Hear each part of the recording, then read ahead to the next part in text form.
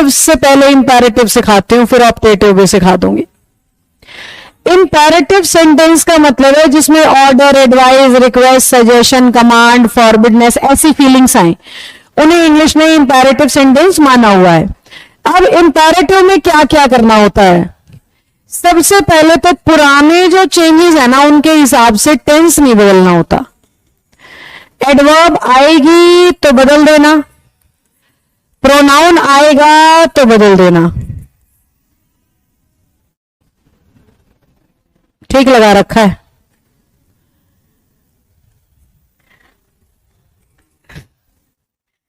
Said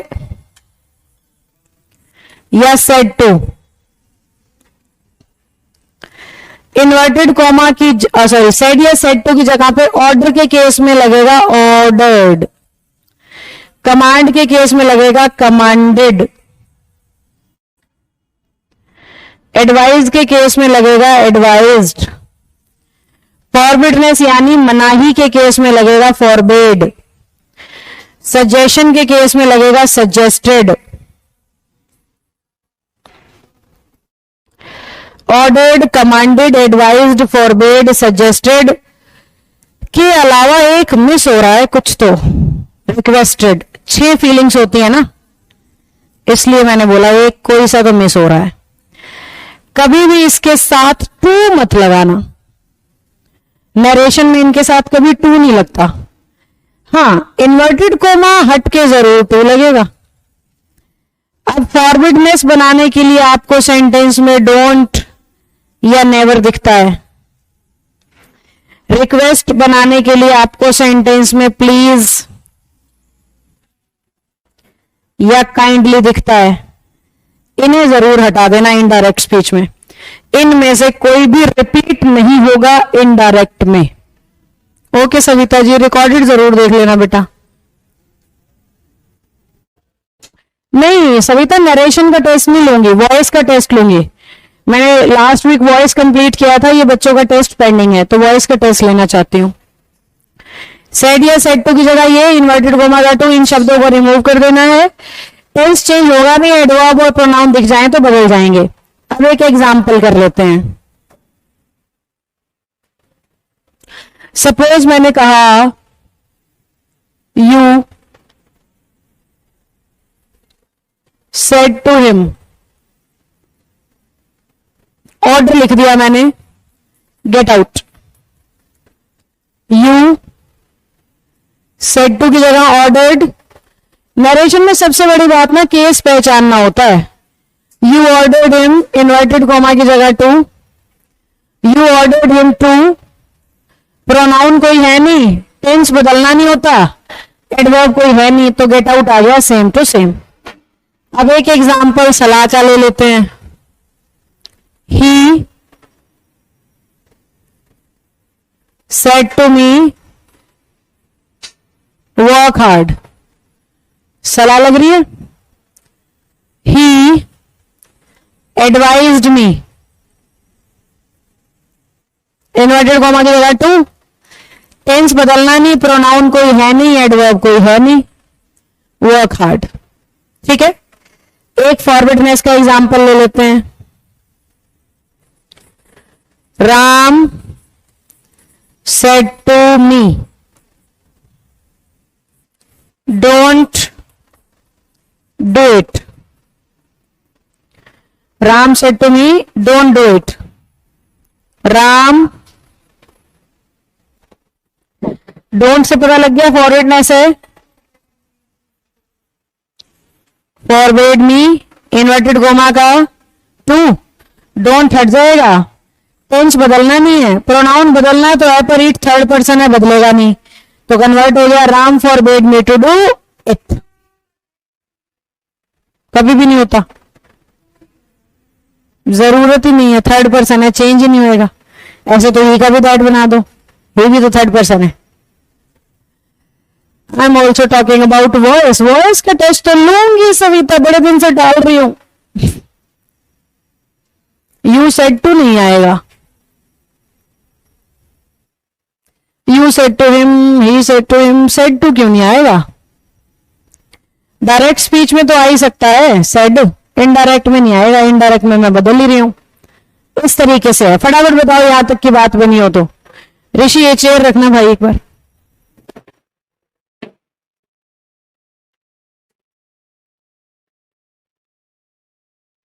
thank you. बताओ कोई doubt imperative में, कोई भी कंफ्यूजन हो तो बोलो।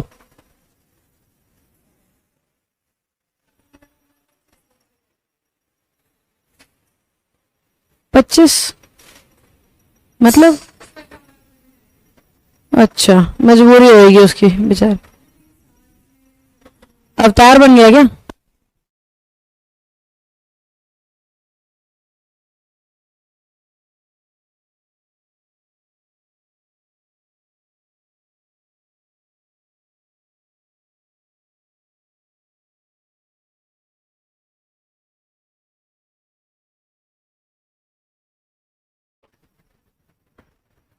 सबका हो गया। कब होगा जी टेस्ट फिर? अशोक, आज कौन सा डे है? वेडनेसडे है। कल परसों में ले लेते हैं, बताओ। तुम चुन लो, कल का दिन चुन लो चाहे परसों का, जैसी मर्जी आपकी। कल देना चाहते हो तो टेस्ट तो मेरा तैयार है, अपलोड अपलोड करना है बस मुझे तो। कल भी ले सकती हूँ मैं टेस्ट, परसों भी ले सकती हूँ। आप बताओ थर्सडे को देना चाहेंगे, फ्राइडे को? फॉरबिड मीन्स मना करना। हाँ जी, मना करना होता है। यस। डोंट का नोट टू कब होता है? अभी बता देते हैं सविता। डोंट का नोट टू कब होता है? मैंने कहा द डॉक्टर सेड टू मी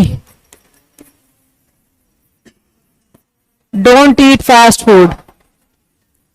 एक बार आप लोग भी सॉल्व करो, कुछ क्वेश्चंस बनाती हूं, फिर सारे मैं भी करूंगी। The teacher said to the students. वहां स्पेस कम था ना पिछली स्लाइड पे, तो मैंने छोटे छोटे सेंटेंस बनाए थे।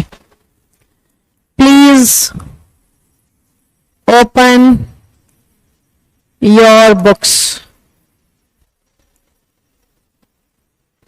तीसरा, यू said to him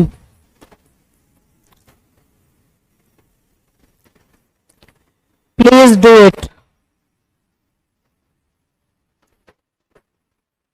ये लो, ये तीन पहले आप करो, फिर मैं बताती हूं। Ranjita Friday, Savita Friday, Shweta Friday. Ashok Kumar ji आप हार गए, माफ करिएगा। तो आपका वॉइस का टेस्ट होगा फ्राइडे को।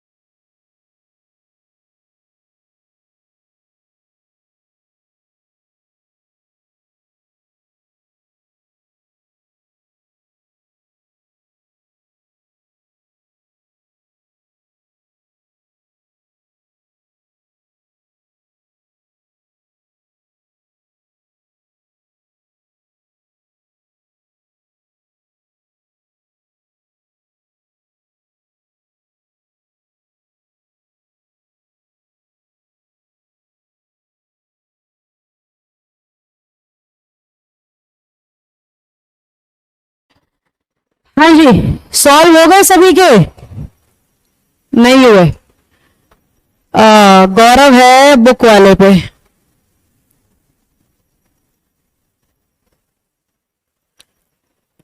निर्मला के हो गए।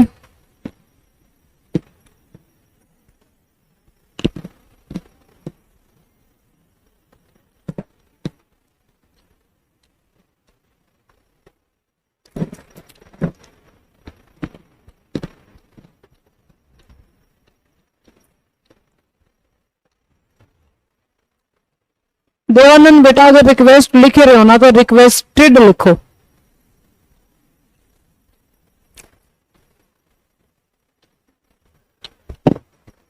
ओके सविता।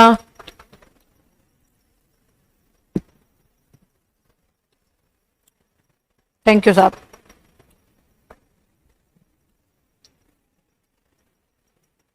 कहाँ डाला है? अच्छा, ये तो मंजीत के मैसेज खोल दिए।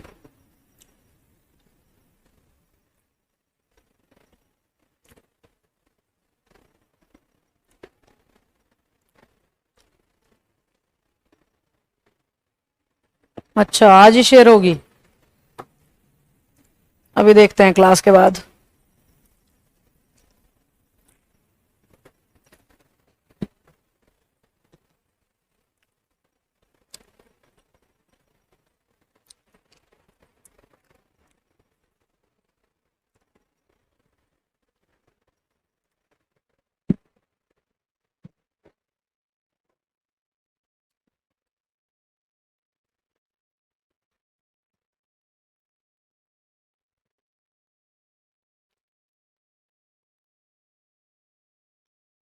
कर रहे हो अभी? चलो मैं बताना शुरू कर रही हूं, देखना अपनी अपनी गलतियों को सीखना।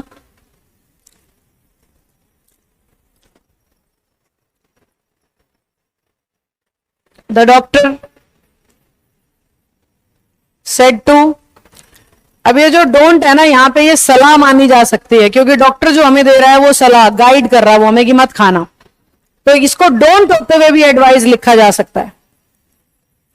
द डॉक्टर एडवाइज्ड मी, यहां पे नॉट टू आएगा। सविता, आपके लिए बनाया था ये सेंटेंस मैंने। एडवाइस जब लिखते हैं ना तब नॉट टू लिखते हैं डोंट का। अगर फॉरबिड लिखते हैं तो सिर्फ टू लिखते हैं, क्योंकि फॉरबिड अपने आप में नेगेटिव होता है।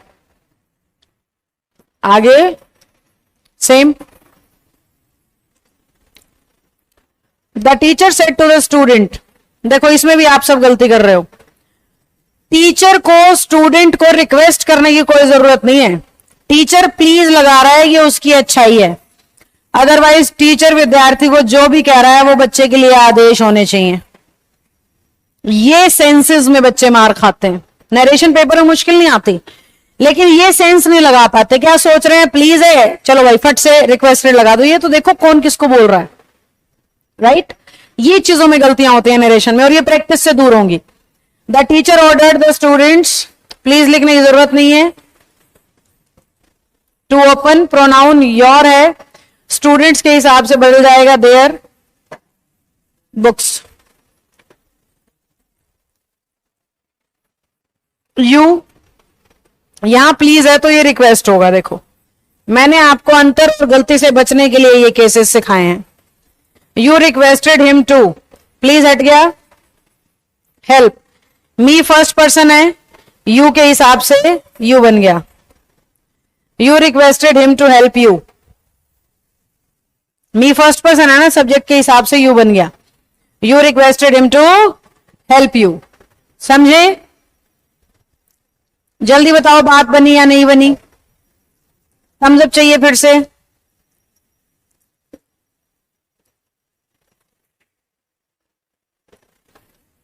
मैंने कहा he said to me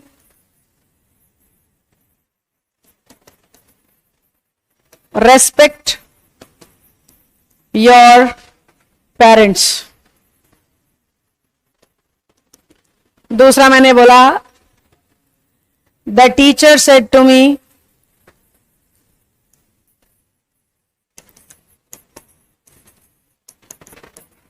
respect your parents. मैंने कहा You said to him, work hard. My father said to me,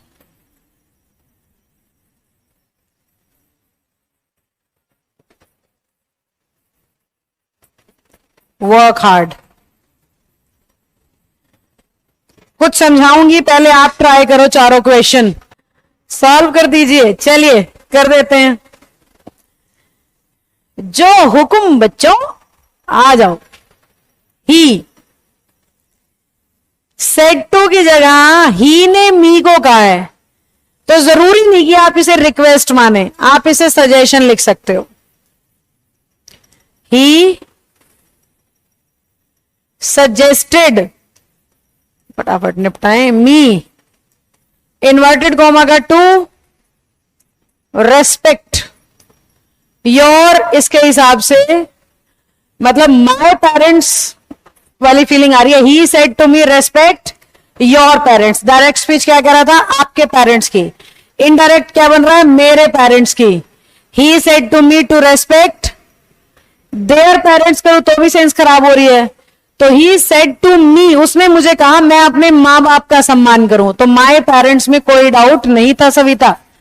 ये फिर से मैंने सविता की वजह से एक्सप्लेन किया है कि सेंस माई में ही आएगी, देर में नहीं आएगी बेटा। अब टीचर मुझे कह रहा है, तो टीचर है अनुभवी।